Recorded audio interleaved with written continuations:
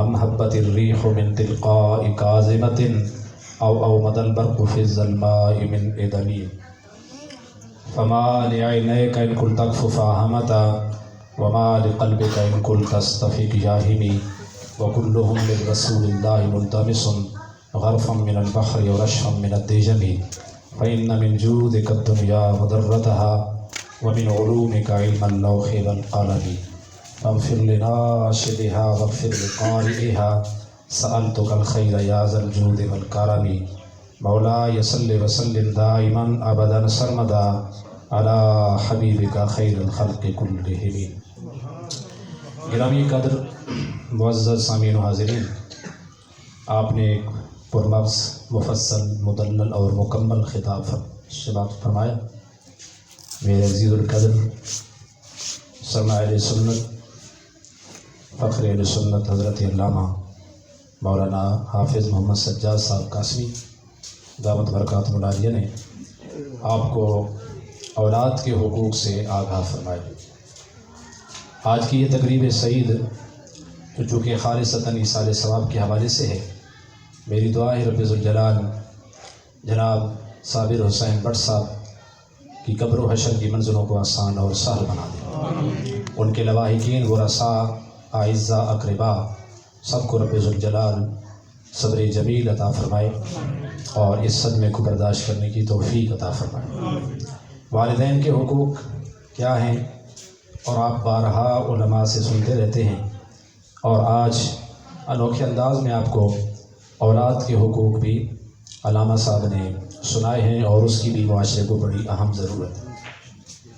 والدین کے ساتھ نیکی کرنے کا حکم ہے، احسان کرنے کا حکم ہے، اور والدین کے احسانات کا بدلہ چکانے کا حکم ہے. والدین اللہ اس کے رسول کے بعد اگر حقوق العباد کی فہرست میں آپ آئیں تو سب سے پہلے آپ کو والدین کا حق سر فہرست ملے گا. باقی ساری لوگ جتنے بھی ہیں معاشرے کے، سوسائٹی کے، ان کے حقوق بعد میں ہیں، ادا وہ بھی کرنے ہیں، لیکن سب سے مقدم حق جو ہے اللہ کے بعد، اللہ کے رسول کے بعد،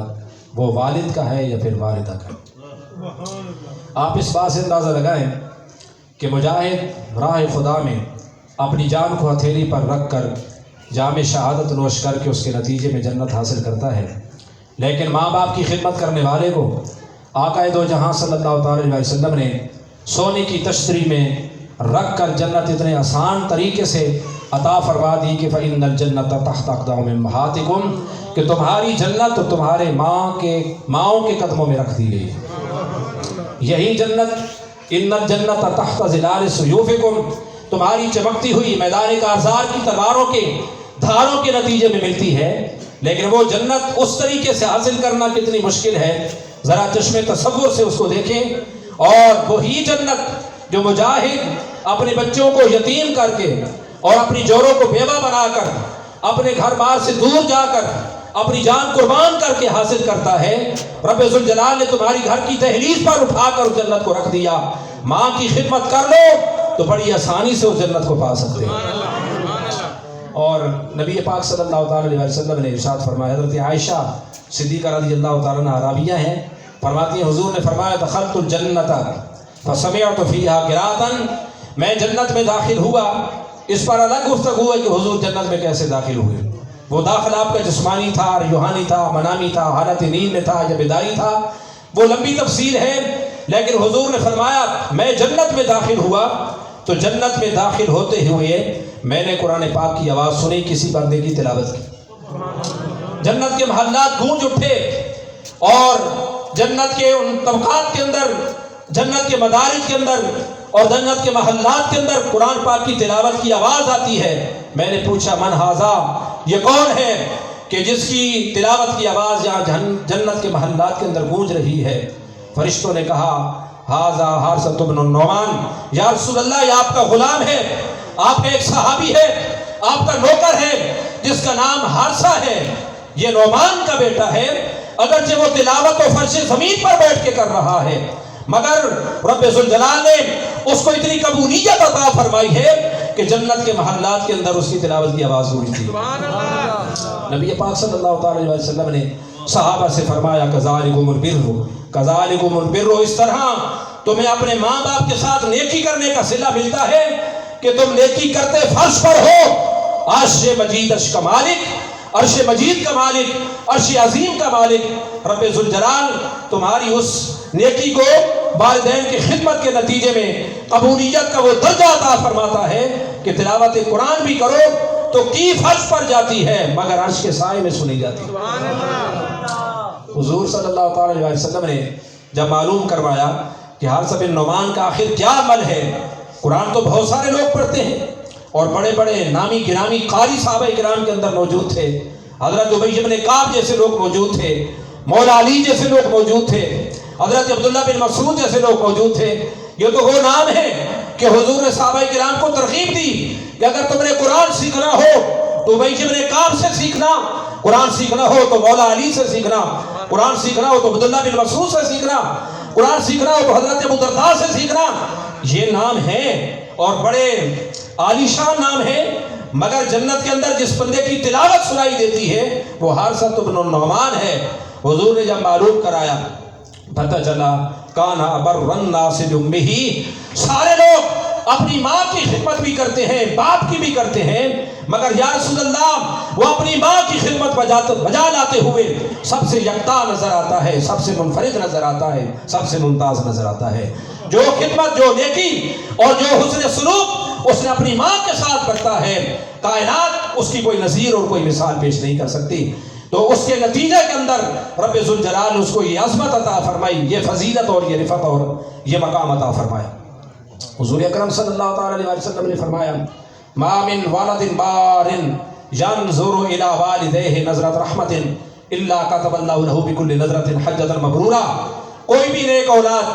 جب نظر بھر کر اپنے ماں باپ کو تعظیم، توقیر، ادب اور احترام سے دیکھتے ہیں تو فرمایا ایک ایک نظر کے بدلے میں رب ذوالجلال ان کو مقبول حج کا ثواب عطا فرماتا ہے۔ حج مبرور کا مطلب یہ ہوتا ہے کہ فلم یرفث ولم یفسق، جس کے اندر کسی بھی طرح کی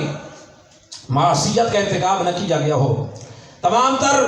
حج کے جو شرائط اور فرائض اور آداب اور ارکان ہیں، مستحبات، مندوبات ہیں اور سنن ہیں، ان تمام کو بجا لایا جائے اور ہر طرح کی جنایت سے بچا جائے۔ جن چیزوں سے شریعت نے حالت احرام کے اندر منع کیا ہے ان کا ارتکاب نہ کیا جائے، اور پورے خلوص نیت کے ساتھ جو حاجی ایسا حج کر کے لوٹتا ہے اس کو کہا جاتا ہے حج مبرور۔ بڑا مشکل کام ہے اور بڑی کٹھن راہ ہے، لیکن نبی پاک صلی اللہ تعالی علیہ وسلم نے فرمایا باپ کی خدمت کرنے والا، ماں کی خدمت کرنے والا، ماں باپ کے چہرے کو محبت کی نظر سے تکنے والا، فرمایا ایک نظر کے بدلے میں حج مقبول کا ثواب پاتا ہے۔ اب لاکھوں روپے میں ہاتھ چلا گیا، 20 لاکھ روپے میں غیر سرکاری حج 20 لاکھ روپے میں بھی لوگ کر کے آئے، سرکاری بھی 10-12 لاکھ سے کام نہیں ہے، لیکن تمام تر سہولتیں، سفر کی مشقتیں، گھر بار کی جدائی، اعزاء اقرباء سے دور رہنا، یہ سب چیزیں برداشت کر کے بھی اگر کوئی شخص لوٹے اور کوئی پوچھے کہ تیرا حج قبول ہے یا مردود، تو کوئی شخص بھی گارنٹی سے نہیں بتا سکتا کہ میں نے لاکھوں روپے جو خرچ کیے ہیں میرا قبول نہیں ہوگا تو کس کا ہوگا۔ سب یہ کہیں گے کہ اللہ تعالیٰ کی ذات سے امید کی جاتی ہے، ہمارا کام تو تھا حج کرنا، قبولیت کا پروانہ ہمارے پاس نہیں ہے۔ وہ رب ذوالجلال کی ذات سے امید کرتے ہیں کہ وہ قبول فرمائے گا ہماری محنت کو۔ تو دوستو، جو حج آپ نے ماں باپ کو ان کا چہرہ تک کر اور ان کے چہرے کی زیارت کر کے ادب و احترام بجا لا کر خدمت، ان کی خدمت کر کے اور خدمت کے نتیجے میں حاصل کیا ہے، یہ حج وہ ہے کہ جس کا 100% اس کی قبولیت کا یقین ہے اور گارنٹی ہے، اس لیے کہ اس کو قبولیت کا درجہ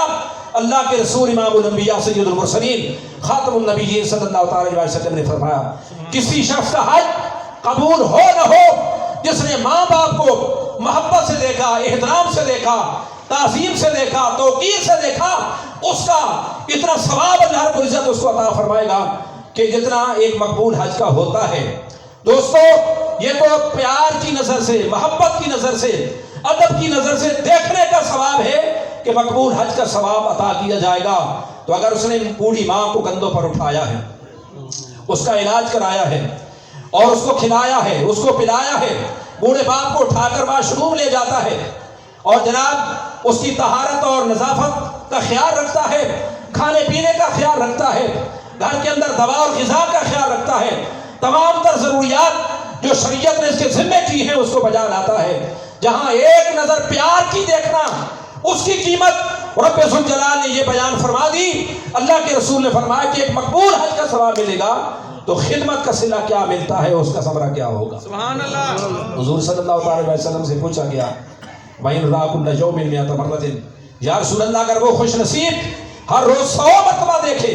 تو پوچھنے والوں کا مقصد یہ تھا کیا ہر روز 100 حج کا ثواب پائے گا؟ حضور نے فرمایا اللہ اکبر اطیب، رب ذوالجلال کی ذات تو بہت بڑی ہے، اس کے خزانے بہت بڑے ہیں، اللہ کی ذات بہت زیادہ پاکیزہ ہے، اس کے خزانوں میں کوئی کمی نہیں۔ مقصد یہ تھا جس قدر خلوص نیت کے ساتھ احترام اور تعظیم کی نظر سے اپنی بوڑھی ماں کے جھریاں بھرے چہرے کو دیکھے گا اور باپ کے بوڑھے چہرے کو دیکھے گا، تعظیم شرط ہے، ادب شرط ہے، توقیر شرط ہے اور احترام شرط ہے۔ رب ذوالجلال اس پر قادر ہے کہ ہر روز 100 مرتبہ دیکھے گا تو 100 حج کا ثواب پائے گا۔ آپ صلی اللہ تعالی علیہ وسلم نے فرمایا رضا الرب فی رضا الوالد وسخط الرب فی سخط الوالد، رب کی رضا والدین کی رضا میں ہے اور فرمایا رب کی ناراضگی بھی والدین کی ناراضگی میں ہے۔ ہم رب ذوالجلال کی رضا کو بھی نہیں سمجھ سکتے اور نہ ہی اس کا راضی ہونا ناراض ہونا ہمیں سمجھ میں آئے گا، اس لیے کہ وہ ذات ہم دیکھ نہیں سکتے، چھو نہیں سکتے، ٹٹول نہیں سکتے، محسوس نہیں کر سکتے۔ ہمارے پاس کوئی ایسا پیمانہ نہیں کہ ہم کہیں کہ اس وقت ہمارا رب ہم سے راضی ہے یا ناراض،